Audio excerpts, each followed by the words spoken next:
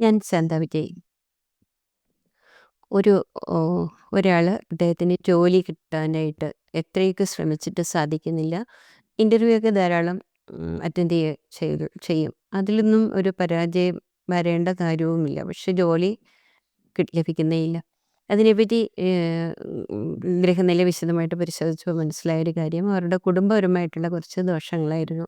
കാരണം അവരുടെ കുടുംബത്തിൽപ്പെട്ട ഒരു ആൾ ഒരു സ്ഥലത്ത് നിന്നൊരു ദേവതയെ ആവാഹിച്ചു കൊണ്ടുവന്ന് അവരുടെ കുടുംബത്തിൽ പരിപാലിച്ചു വന്നു. അദ്ദേഹത്തിൻ്റെ കാലം കഴിഞ്ഞപ്പോൾ അത് വേണ്ടവണ്ണം നടത്തിക്കൊണ്ടുപോകാനായിട്ട് ആ കുടുംബത്തിൽ ആരും തയ്യാറായില്ല.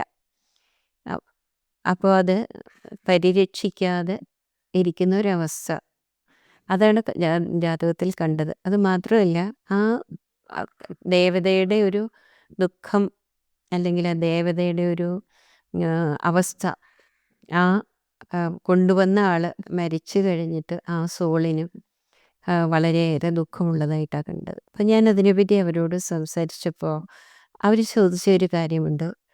ഈ ഞങ്ങളുടെ കുടുംബത്തിൽ വളരെ വളരെ നന്നായിട്ടാണ് എല്ലാവരും, ഞങ്ങളൊഴികെ ബാക്കി എല്ലാവരും വളരെ നന്നായിട്ടാണ് ഇരിക്കുന്നത്.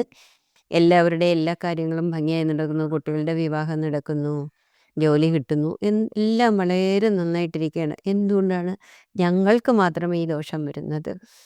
ഞങ്ങളുടെ കുടുംബത്തിൽ ഇങ്ങനൊരു ദോഷം ഉണ്ടെങ്കിൽ കുടുംബത്തിൽപ്പെട്ട എല്ലാവരെയും ഇത് ബാധിക്കണ്ടേ? അത് ശരിക്കും ന്യായമായിട്ടുള്ള ഒരു ചോദ്യം തന്നെയാണ്. അപ്പോൾ നമ്മൾക്ക് മാത്രം അങ്ങനെ ബാധിക്കാൻ എന്ത് കാരണം എന്നാണ് അവർ സംശയം പ്രകടിപ്പിച്ചത്. അവർ അങ്ങനെ ഒരു ചോദ്യം ചോദിച്ചു. അതിന് ശരിക്കും ഒരു ഉത്തരം തന്നെ ഉണ്ട്.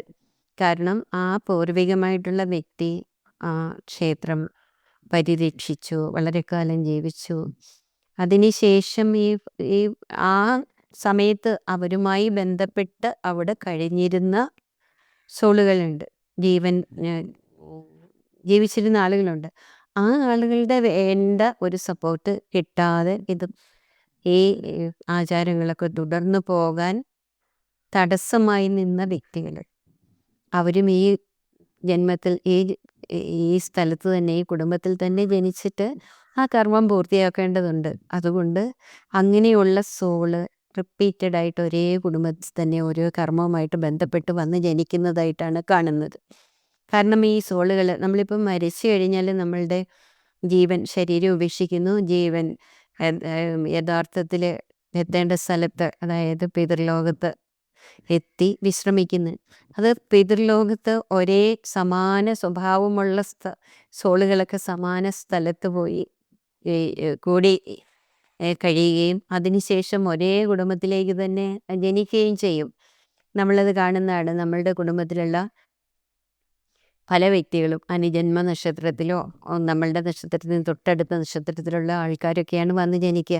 അത് ഇതുപോലെ കർമ്മബന്ധം ഉണ്ടായിട്ടാകണം എന്നില്ല. പക്ഷേ ഒരു പരസ്പര പരിചയം അല്ലെങ്കിൽ ആ ജീവനൊരു ബന്ധം, തമ്മിലൊരു ബന്ധമൊക്കെ ഉള്ളത് കൊണ്ടാണ് ജനിക്കുന്നത്.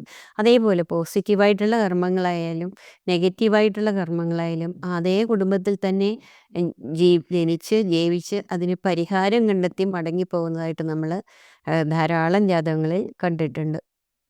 അപ്പോൾ ഇങ്ങനെയുള്ള സാഹചര്യങ്ങളിൽ നമ്മൾ മനസ്സിലാക്കേണ്ട കാര്യം, അന്ന് ഈ കാര്യത്തിന് വിഘ്നം വരാൻ വേണ്ടി കൂടെ ഉണ്ടായിരുന്ന, അല്ലെ തടസ്സം വരുത്തിയിരുന്ന, അല്ലെ അതിനെ പിന്തുടർന്ന് അത് പരിരക്ഷിച്ച് പോകാതിരുന്ന വ്യക്തികൾ അവരും ഈ കർമ്മത്തിൻ്റെ ഭാഗഭാക്കാണ്. അവർ അതേ കർമ്മങ്ങൾ, ആ കർമ്മം എന്ന് പറഞ്ഞാൽ എന്താണ്, ആ മനസ്സിലുള്ള സന്തോഷമായാലും സ്നേഹമായാലും തീവ്രമായ ദുഃഖമായാലും കുറ്റബോധമായാലും അതൊക്കെ കർമ്മങ്ങളായിട്ട് തന്നെ വരുന്നു. അത് അനുഭവിക്കാനും അത് ക്ലിയർ ചെയ്യാനുമാണ് അവർ ഈ ജന്മത്തിലേക്ക് വരുന്നത്. ഇതിന് പരിഹാരം അവർ ചെയ്യേണ്ട കർമ്മങ്ങളൊക്കെ യഥാവിധി ചെയ്ത് പരിഹരിക്കപ്പെട്ടപ്പോൾ ആളിന് കൃത്യമായിട്ട് ജോലി കിട്ടിയ ഒരു അനുഭവം ഈയിടെ എൻ്റെ മുന്നിൽ ഉണ്ടായതുകൊണ്ടാണ് ഞാനത് നിങ്ങളുമായിട്ട് ഷെയർ ചെയ്യുന്നത്.